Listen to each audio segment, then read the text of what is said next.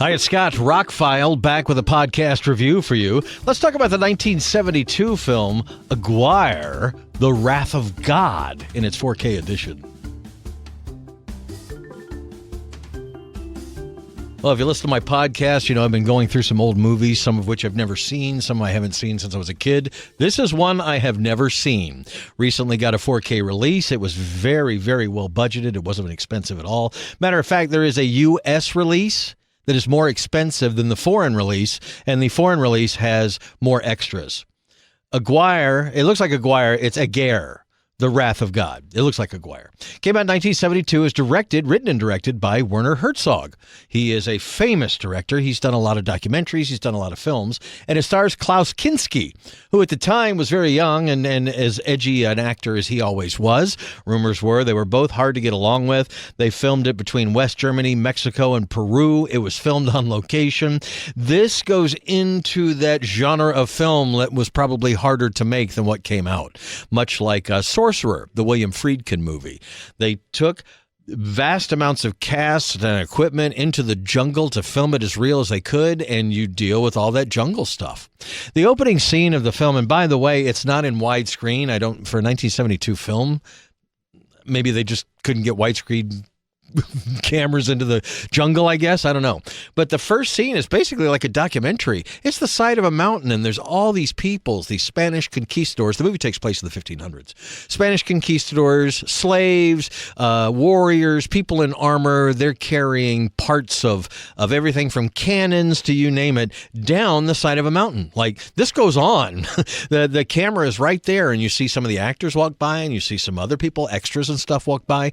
The whole thing feels like they took a camera in and it's a documentary of the 1500s. Movie opens on Christmas Day. The idea is they're looking for the city of gold, the lost city of gold. We get a little bit of Christmas Day. We get a little bit of New Year's Day. Things start happening. They send some rafts out. People don't survive. What the movie really is the descent into madness by a madman. He is not leading the expedition, but by 2/3 of the way through the film, he is. And by the end of the movie, he's completely lost his mind. I'm not giving anything away. That's what the movie's about. It's a descent into madness, so to speak. It's done in a very artistic, art filmy, documentary style kind of way. The camera just shows you what's going on, just shows you them having the conversations. It doesn't really make a commentary on what's going on. Like at the end, if you weren't paying attention, you would just think he's talking to himself. But the way it ends is just kind of like, oh, he has lost his mind. I thought it was a fantastic film. Not something I'd pull out every day, but the fact that they have restored it and it looks fantastic, it sounds really great. It is in German with subtitles.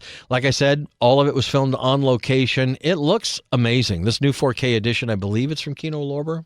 Nope, I was wrong. It's BFI, British Film Institute. It's an incredible transfer of the film. It's got a lot of nice extras on it. You also get the Blu-ray with it. It has that thicker 4K case that you get from the UK. Plus, it has a nice slipcover. The extras are really good. They go into great detail on the filming, some of the background, some of the actors, the writers. Some of the people are no longer alive, so it's people talking about it, whatever.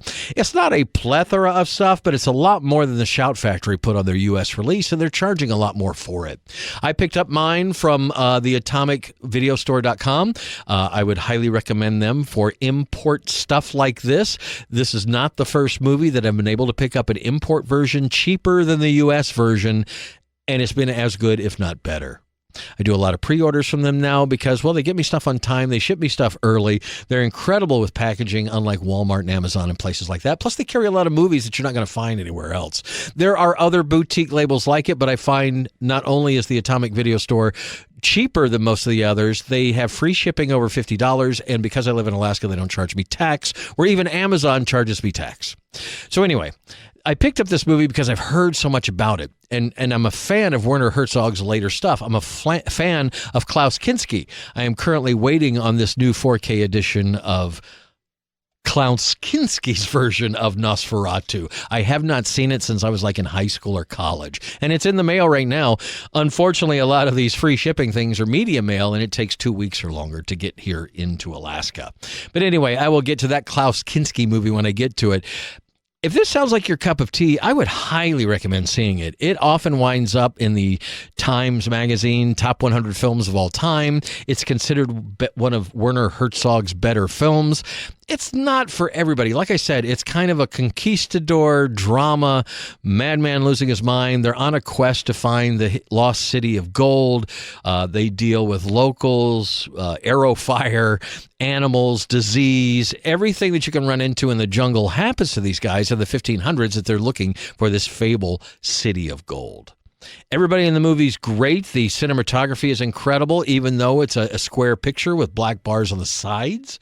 It is still, I after a while didn't notice it. I focused on the film. It's amazing. There's just a tiny layer of grain. You know it was filmed on film, but the movie looks surprisingly robust for its age, for its budget. It didn't have a big budget at the time. It's never really made a whole lot of money, although critics really liked it. The whole movie was shot on location. It was during a 5-week shoot in the Peruvian rainforest. If you want to get into a Peruvian rainforest with these people, this is the movie to watch. Aguirre, The Wrath of God. It looks like Aguirre, but it's Aguirre. At least that's how they pronounce it in the movie.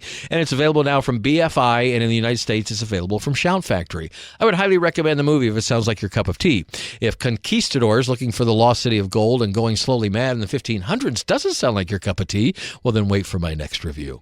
I'm Scott. I'm ROCKFILE. More podcasts are on the way, and 2 very large podcasts. The reason why there's been a lull for the last week in my podcast is when I have a podcast in my head, I have to get it out before I move forward. And I've got 2 very significant podcasts I'm about to post, so they've been stuck in my head. Well, I have an outline, and I've kind of worked it out how I'm going to do them, so that's next. But I wanted to get this out of the way because I recently watched the movie, and it was really good. Aguirre, The Wrath of God, available now from BFI and Shout Factory. Pick it up if you're so inclined.